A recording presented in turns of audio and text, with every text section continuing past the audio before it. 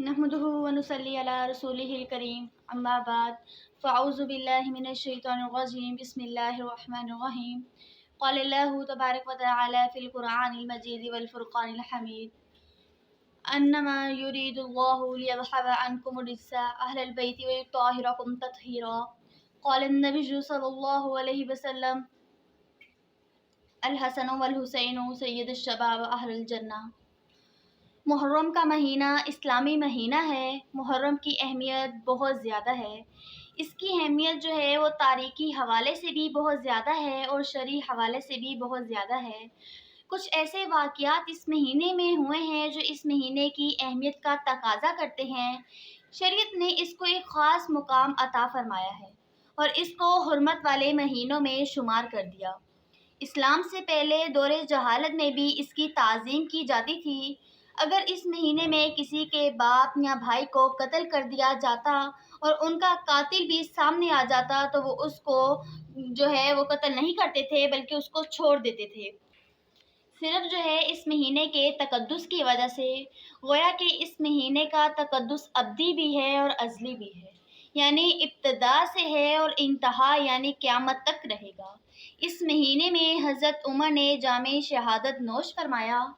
کون عمر؟ آقا عمر، رہبر عمر، مولا عمر، اعلیٰ عمر، بالا عمر، مرشد عمر، ذات نبی پاک پر سو جان سے شیدہ عمر، ایمان میں ایقان میں احسان میں یکتا عمر، باد بہاری کی طرح گزرا عراق و روم سے، ابر کرم بن کر اٹھا ایران پہ برسا عمر، ماں بعد ختم المرسلین کوئی نبی آنا نہیں، یہ سلسلہ چلتا اگر تو ایک نبی ہوتا عمر۔ آپ صلی اللہ علیہ وآلہ وسلم نے خانہ کعبہ کا غلاف پکڑ کر دعا فرمائی کہ اے اللہ، عمر بن خطاب یا ابو جہل بن ہشام میں سے جو سب سے زیادہ تجھ کو پیارا ہو، سب سے زیادہ تجھ کو محبوب ہو، اس کے ذریعے اسلام کو عزت و قوت عطا فرما۔ ایک اور روایت میں ہے کہ آپ صلی اللہ علیہ وآلہ وسلم نے اللہ رب العزت سے دعا فرمائی کہ اے اللہ، عمر بن خطاب کے ذریعے اسلام کو عزت اور جو ہے قوت عطا فرما۔ اسلام کی قوت اور طاقت کا سبب عمر فاروق اعظم کو بخشا۔ کون عمر؟ ایک مرتبہ ان کے دور خلافت میں زلزلہ آیا تو ہاتھ میں پکڑا ہوا درہ زمین پر مارنے لگے اور فرمانے لگے، اے زمین تو کیوں ہل رہی ہے؟ کیا تجھ پر عمر نے عدل قائم نہیں کیا؟ اور پھر زمین پر زلزلہ رک گیا۔ صحابہ سب مریدی مصطفیٰ ہیں، بن کے ان میں جو مراد مصطفیٰ آئے اسے فاروق کہتے ہیں۔ ادا واہ واہ کے روکے زلزلوں کو مار کر درے، ادا واہ واہ کے روکے زلزلوں کو مار کر درے، ہوا بھی حکم پہنچائے اسے فاروق کہتے ہیں۔ حضرت عمر جو ہیں وہ دعا مانگا کرتے تھے کہ یا اللہ، مجھے جو ہے اپنے محبوب کے شہر میں شہادت اور جگہ عطا فرما۔ تو ان کی دعا کچھ یوں قبول ہوئی کہ آپ کے شہر، آپ کی مسجد نبوی، آپ کے مصلی پر شہادت نصیب ہوئی اور آپ ہی کے ساتھ حجرے میں مدفون ہوئے۔ نبوت کی مصلی پر شہادت پا کے جو ارشد نبی کے ساتھ سو جائے اسے فاروق کہتے ہیں۔ محرم الحرام کو اس وجہ سے بھی فضیلت حاصل ہے کہ اس مہینے میں نواسۂ رسول جگر گوشے بطول شہزادے علی المرتضیٰ حضرت حسین نے شہادت کا تاج سر پر رکھا اور میدان کربلا میں اپنے نانا سے کیے ہوئے وعدے کو یوں کچھ پورا کیا کہ اپنا سر خاندان اللہ اپنا سر جو ہے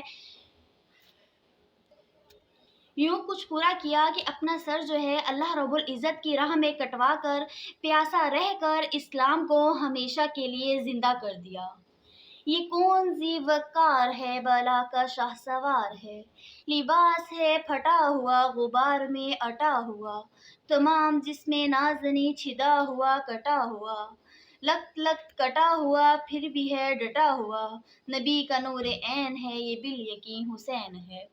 حضرت ابو ہریرہ سے روایت ہے، فرماتے ہیں کہ آپ صلی اللہ علیہ وآلہ وسلم نے فرمایا کہ اے اللہ، میں حضرت حسن اور حسین سے محبت کرتا ہوں، تو بھی ان سے محبت کر، اور جو ان سے محبت کرے تو ان سے بھی محبت کر۔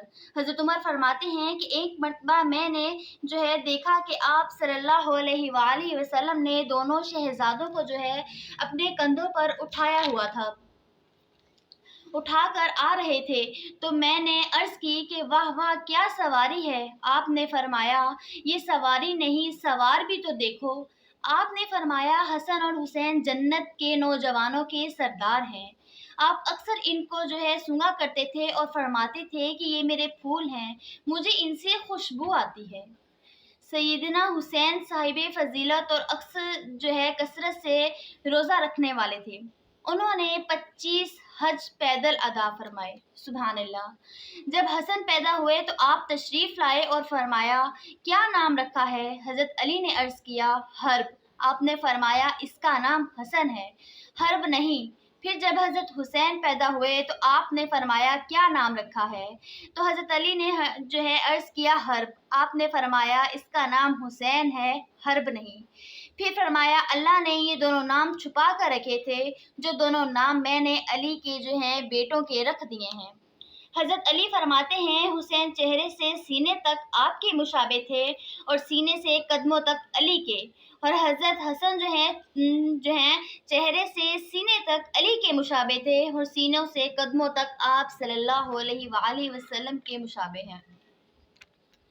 دل براں بھی حسین ہے، غم عاشقاں بھی حسین ہے، صف بزدلی بھی حسین ہے، سر آسماں بھی حسین ہے۔